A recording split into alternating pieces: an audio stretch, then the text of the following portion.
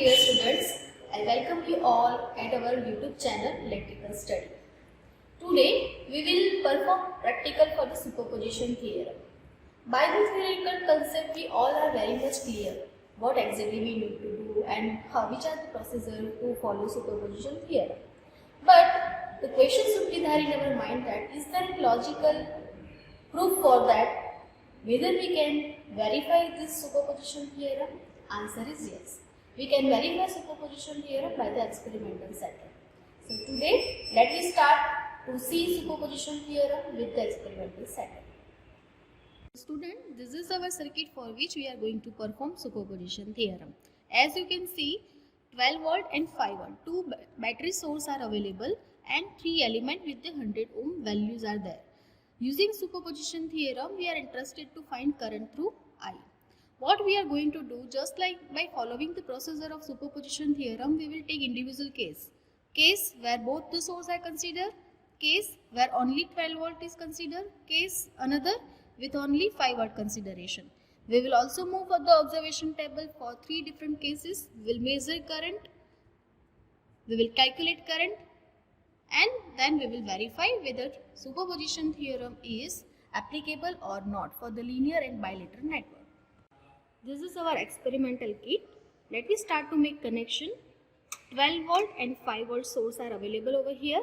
We will use this source for the position of network. This is our network part. 100 ohm, 100 ohm and 100 ohm. Position for V1, position for V2. Let me start connection. Plus with plus of 12 volt. Minus with minus. Dotted line. Already we have discussed in our previous video also. It is internally open. So we need to make external connection. So this is for the same purpose. These three are also not connected internally. So let me make interconnection of them.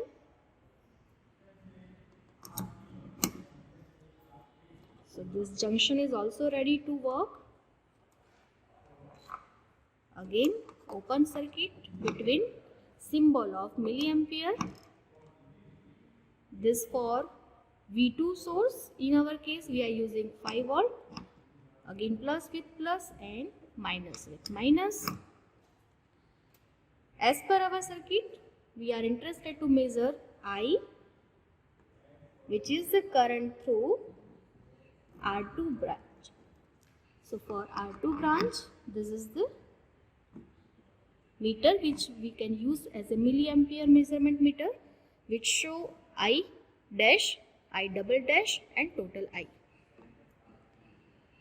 Now, with our connection ready, let me take reading. When V1 and V2 means our 12 volt and 5 volt acting together, the reading for total current is 0.05. We can note down it. 0.05 is your total current when both sources are acting together. So measure current in 100 ohm when V1 and V2 acting together. 0.05. Of course, unit is milliampere. So now move for case 1, only 12 volt under consideration. What type of modified network we have now? We will consider 12 volt only, and by taking assumption as an ideal source, we will replace 5 volt battery with the short circuit. So remember, this is now short circuit. Move for the practical setup. As per our concept, I have replaced this 5 volt source position as a short circuit, and now the total current through this branch will be I dash as per our notation. Power is already on, supply 12 volt is as it is. This is our reading. You can see 0.03. So 0.03 milliampere for case number 1, V1. Now last case to be considered, only 5 volt under consideration. Same arrangement is required to do. The change is only one. We will consider 5 volt. At that time 12 volt source is required to replace with the short circuit. For this arrangement, all the necessary connections are made. Switch on is already there and meter show I double dash as per our notation. 0.01 milliampere. So for last case, this is our reading. All three cases are considered. Now let me verify by means of the last column calculated current. For that I will consider case 1.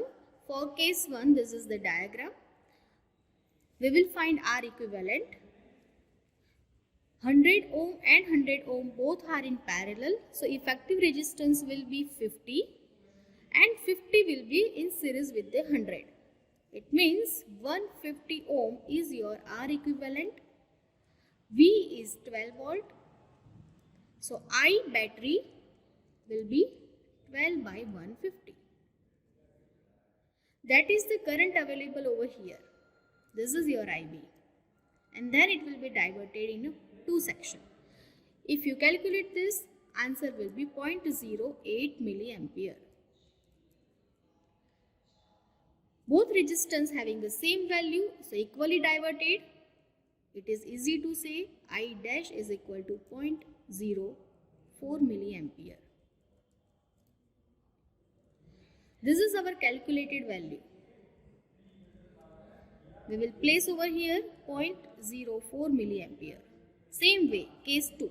When V2 is acting alone, at that time we will follow the same procedure. R equivalent will not change. Just like a previous case, 150 ohm, V is our 5 volt, and if I take ratio, it will give battery current V by R equivalent 5 upon 150.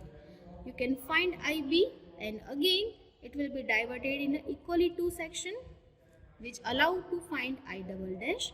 If it is 0.01 milliampere.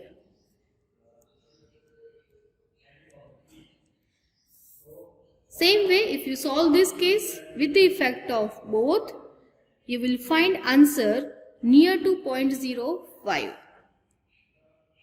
You can solve it by yourself.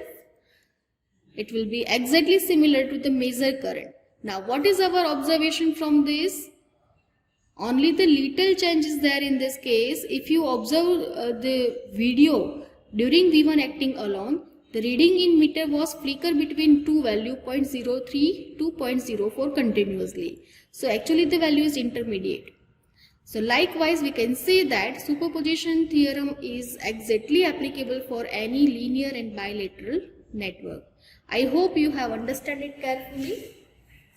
For any doubt, you can send message in chat box. Thank you.